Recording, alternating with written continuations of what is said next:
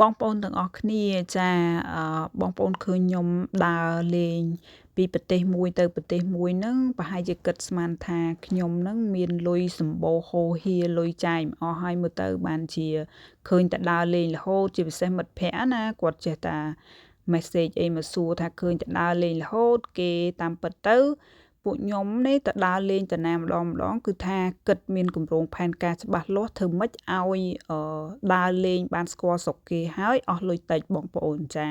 បើសិនជាបងប្អូនចង់បាន tip សម្រាប់ដើរលេងអស់លុយតិចអីអាច message ឬ comment សួរបានណាបងប្អូនចា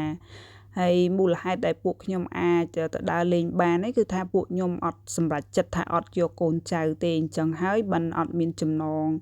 ចងសម្រាប់ថារវល់ខ្វល់រឿងថាមានកូនមានចៅដើរតាណារួចអីអត់មានចំណងជាប់ទេចង់ដើរតាណាទៅនឹងអញ្ចឹងណាបងប្អូនហើយគ្រាន់តែមានផែនការគម្រោងច្បាស់លាស់មុននឹងដើរទៅប្រទេសណាមួយអញ្ចឹងណា